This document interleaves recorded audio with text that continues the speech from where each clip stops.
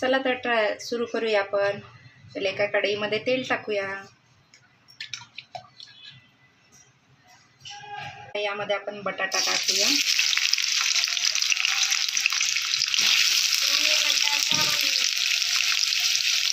Skip पण करू शकता.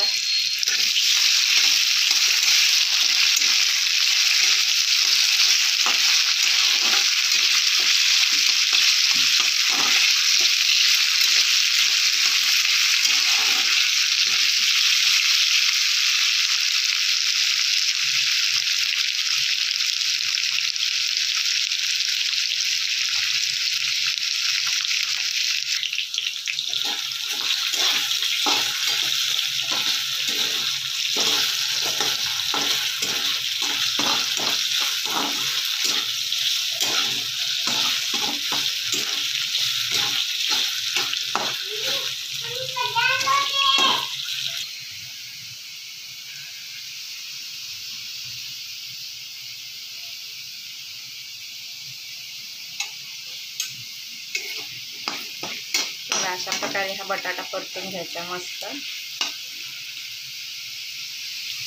कसा मस्त भाजला चाललाय.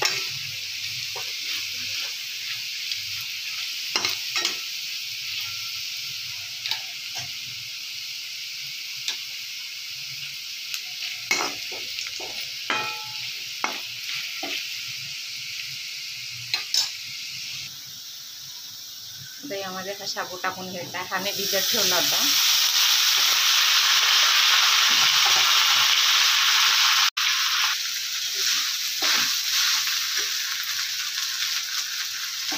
अशा प्रकारे मिक्स करून घ्या.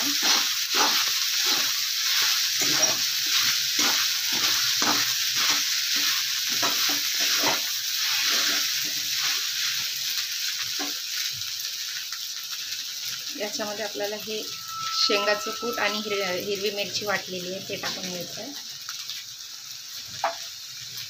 ते टाकून मिक्स करून घ्या व्यवस्थित.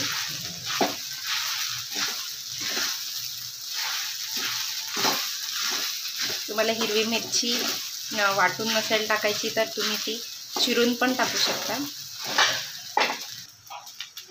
बघा किती मस्त दिसतंय. अशा प्रकारे सर्व मिक्स करून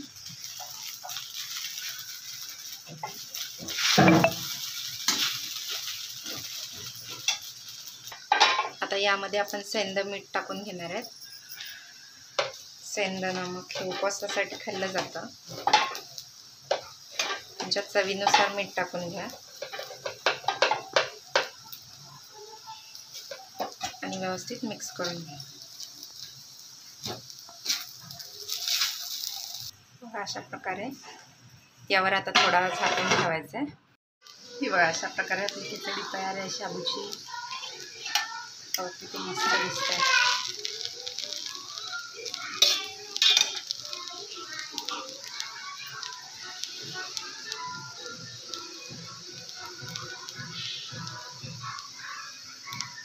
बघा अशा प्रकारे आपला शाबू तयार आहे.